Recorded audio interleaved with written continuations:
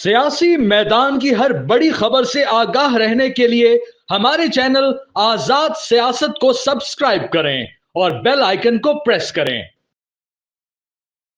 जी अस्सलाम वालेकुम। जी आज हमारे पास ना 2-3 एक्सक्लूसिव न्यूज़ हैं और बहुत ही अच्छी न्यूज़ हैं और उसमें सबसे बड़ी जो खबर है वो इमरान खान साहब के हवाले से, लेकिन वो मैं बिल्कुल आपको आखिर में बताऊँगा। नंबर 1 पहले बात शुरू करते हैं जी खैबर पख्तूनख्वा से। तो खैबर पख्तूनख्वा के जितने मामलात हैं, ख़ास करके दहशतगर्दी के मामलात हैं, वो आप लोगों के सामने हैं। तो वफ़ाकी हुकूमत ने ना 2-3 बड़े फ़ैसले ले लिए हैं और वो 2-3 बड़े फ़ैसले ये हैं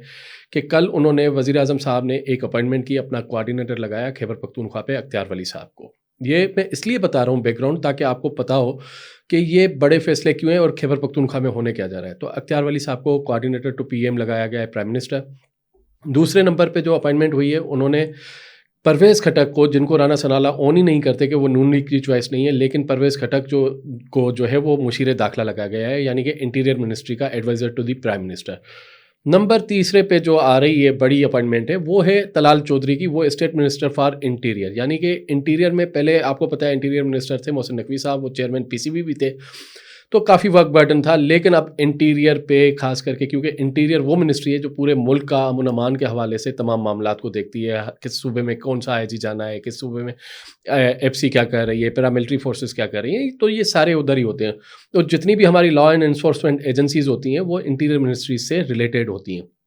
तो अब इंटीरियर मिनिस्ट्री में 3 बंदों की अपॉइंटमेंट, यानी कि पहले नंबर पे मोहसिन नकवी साहब इंटीरियर मिनिस्टर, दूसरे नंबर पे परवेज़ खटक साहब मुशीरे दाखिला, तीसरे नंबर पे state minister for interior Talal Chaudhry साहब। ये एक बहुत बड़ा, बहुत अच्छा कॉम्बिनेशन बनाया गया है प्राइम मिनिस्टर साहब की तरफ से, शहबाज शरीफ साहब की तरफ से। ये जो कॉम्बिनेशन बनाया गया बहुत अच्छा है। ये कॉम्बिनेशन की ज़रूरत क्यों पड़ी? ज़रूरत इसलिए पड़ी कि खैबर पख्तूनख्वा में जो लॉ एंड ऑर्डर की सिचुएशन थी, वो हद से ज़्यादा ख़राब हो चुकी थी। वो सूबाई हुकूमत के कंट्रोल में नहीं आ रही और सूबाई हुकूमत मुकम्मल तौर पे फ़ेल हो चुकी है। और अली अमीन गंडा साहब ने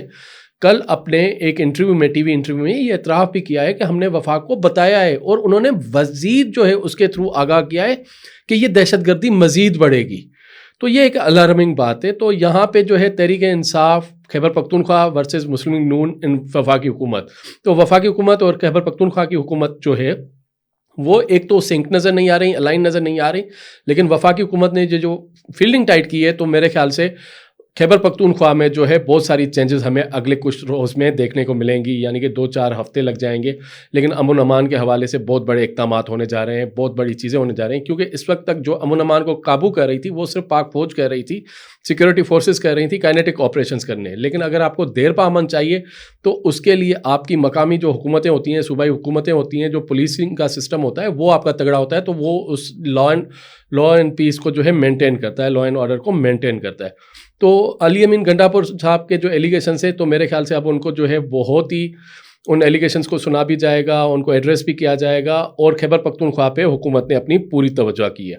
यहाँ से मैं आगे बढ़ता हुआ चलूँ, आपको दूसरी खबर देता हुआ चलूँ कि आजकल आप नोट कर रहे होंगे कि तहरीक इंसाफ के जो जोशीले थे, जज्बाती रहनुमा थे, वो थोड़े साइड लाइन हुए हैं, जिनको हम हॉक्स कहते हैं। उनके जो है ज़्यादा जो है वो सियासी बयान नहीं आ रहे हैं, ज़्यादा तेज़ बयान नहीं आ रहे हैं। और सलमान अकरम राजा जो उनके पार्टी के सेक्रेटरी जनरल हैं, तो उन्होंने कहा है कि जी हम जो है बात करेंगे और हर जगह पे बात करेंगे और बात करने के लिए तैयार हैं। और यही एतराफ़ जो है जुनैद अकबर साहब ने भी किया है कि हमारे एस्टेब्लिशमेंट से राब्ते हैं, इदारों से राब्ते हैं, वो इदारे हमारे हैं, राब्ते रखने में कोई बुराई नहीं है। तो उनको जो है एक मैसेजिंग हो रही है, एक सिग्नल मिल रहा है, एक चीज़ें हो रही हैं कि भाई आप जो ये मार धाड़ वाली सियासत कर रहे हैं, जो धरने पथराव घेराव जलाओ गिराव वाली सियासत कर रहे हैं, इससे कुछ नहीं होगा। आप बातचीत करें, आप अपनी स्ट्रेटजी बनाएं, अपने वर्कर्स को जो है इंटेक्ट करें, पार्टी को मुनज़्ज़म करें। तो आजकल जो है सलमान अकरम राजा साहब उस पर बात कर रहे हैं। इवन 2 दिन पहले जो जेल में मुलाकात हुई थी तहरीक इंसाफ के बानी के साथ, इमरान खान के साथ, सलमान अकरम राजा, फैसल चौधरी, जिसमें कई सारे फैसले किए गए थे और कुछ खबरें भी आई थी ज़रा ऐसे, जो क्लेम किया जा रहा था कि बुशरा बीबी ने आके जो है वो अपने रहनुमाओं की जो है खिंचाई भी की है। तो जिस पे इमरान खान साहब ने उन्हें कहा कि जी ओके, तो आप लोग जेल के बाहर मुजाहरे क्यों नहीं कर पाए अभी तक और क्यों नहीं हो रहे?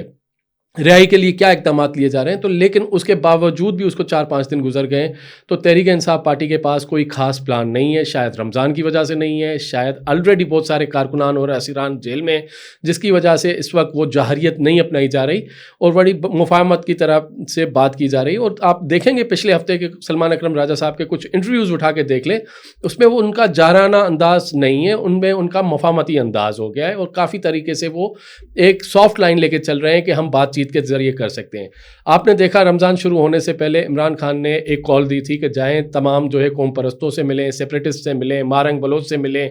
अपने सिंधु देश वालों से मिलें, दीगर लोगों से मिलें और इस्लामाबाद में जो है एक बहुत बड़ा पावर शो करें, पूरे पाकिस्तान में जो है एक बहुत बड़ी जो है वो एहतजाजी तहरीक शुरू करें। लेकिन वो चली तो सही, लेकिन वो भी पिछले हफ्ते से हमें जो है उसका भी टेम्पो जो है टूटता हुआ नज़र आ रहा है, वो भी डाउन नज़र आ रही है, क्योंकि जो मुलाकातें होनी थी, जो चीज़ें होनी थी, वो भी नहीं हो पाई हैं। तो तहरीक-ए-इंसाफ यहाँ पे जो है वो है। तो यहीं से मुतल्लिक जो मैंने सबसे बड़ी खबर आपको कही थी कि मैं बड़ी खबर आपको बताऊंगा, वो बड़ी खबर ये है कि आपको पता है जब हमारे पाकिस्तान में स्पेशल त्यौहार आते हैं, ख़ास करके ईद बरात के, ईदों के और अपने शबरातों के और अपने जश्न आज़ादी के 23 मार्च के, तो हुकूमत पाकिस्तान के अंदर एक नरमी आ जाती है, तो कुछ कैदियों के लिए रिलीफ दिए जाते हैं। तो यहाँ पे कुछ दोस्त कुछ अहबाब, कुछ पावर कॉरिडोर्स में जो इमरान खान साहब के करीबी हैं, जिनको इमरान खान साहब के लिए तकलीफ़ और दर्द भी होती है, तो उन्होंने हुकूमती हलकों से जो है गुजारिश की है कि इमरान खान साहब को जो है अस्पताल मुंतकिल किया जाए और उनका जो है फुल बॉडी चेकअप कराया जाए, उनको कंप्लीट एक ट्रीटमेंट दी जाए, क्योंकि इमरान खान साहब जो है वो पिछले 500 दिनों से ऑलमोस्ट ज़्यादा ही दिन होंगे, 500 दिनों से करीब जो है ऑलमोस्ट 2 साल होने को आ रहे हैं, वो जेल में हैं। जब वो इतने अरसे से जेल में उन्होंने उधर ईदें की हैं, तो इस मरतबा जो इमरान खान साहब के लिए वो दोस्त जो हैं वो रिलीफ मांग रहे हैं। वो रिलीफ ये मांग रहे हैं कि on medical grounds, on humanitarian grounds Imran Khan की फुल फिटनेस के लिए, सेहतयाबी, तंदुरुस्ती के लिए उनको जो है वो अस्पताल मुंतकिल किया जाए और तमाम स्टेट ऑफ आर्ट फैसिलिटी के अंदर उनकी तमाम मेडिकल चेकअप्स हों, जिसमें पूरा फुल बॉडी स्कैन हो। अब इतलात ये आ रही हैं कि कुछ दोस्त जो हैं वो इमरान खान साहब को कायल कर रहे हैं कि आप ज़िद छोड़ें और आप इस ऑफ़र को अवेल करें, चीज़ें करें। लेकिन इमरान खान साहब जो है, आपको पता ही है कि वो डील करने के तो डे 1 से हक़ में नहीं है। अगर डील करते भी या मांगते भी तो वो भी आपको पता है कि किस तरीक़ों से होती है। लेकिन अभी भी ये जो ऑफ़र उनको की गई है, लेकिन उस ऑफ़र के बदले में कुछ चीज़ें रखी गई हैं कि जब आप अस्पताल आएंगे, चीज़ें करेंगे, तो उनके ऊपर कुछ TORs रखे गए हैं, वो इंशाल्लाह आगे चल के हम आपको बताएंगे। तो ये ऑफ़र उनको दी गई है कि आप अस्पताल मुंतकिल हो जाएं, अपनी फुल बॉडी चेकअप्स करवाएं, क्योंकि रिसेंटली उनको एयर इन्फेक्शन हुआ था, जिसको PTI के कुछ अकाउंट्स ने केस कराने के लिए उनको बहुत बड़ी खबर बना दी थी। लेकिन अल्हम्दुलिल्लाह वो अभी भी फ़िट हैं और अपनी एज के हिसाब से वो बहुत फ़िट है माशाल्लाह। तो अब जो उनको ये ऑफ़र की गई है कि आपको अस्पताल मुंतकिल किया जा रहा है, तो देखते हैं कि इसका रिस्पॉन्स क्या आता है और ये आपके सामने नज़र आएगा। शायद रमज़ान की वजह से, ईद की वजह से हुकूमत और जो इक़्तिदारी हलके हैं, जो पावर कॉरिडोर्स हैं, वो इसको कंसीडर करने पे भी आमादगी दिखा दें। और बिल्कुल आखिर में हम आपको एक बहुत बड़ी खबर और बताते हैं। वो खबर है पाकिस्तान पीपल्स पार्टी के हवाले से और PMLN के हवाले से। आपने पिछले 3 दिनों से देखा है, बिलावल भुट्टो साहब जो हैं वो इस्लामाबाद में हैं और बिलावल भुट्टो साहब इस्लामाबाद में अपने पार्टी रहनुमाओं से सुबह दोपहर शाम मुलाकातें कर रहे हैं, उनसे तजावीज़ मांग रहे हैं, उनको एक्टिवेट किया हुआ है। उनकी जो मुलाकातें हुई हैं वो पंजाब के रहनुमाओं से हुई हैं, कमर जमान कायरा साहब से हुई हैं, गवर्नर पंजाब से हुई हैं,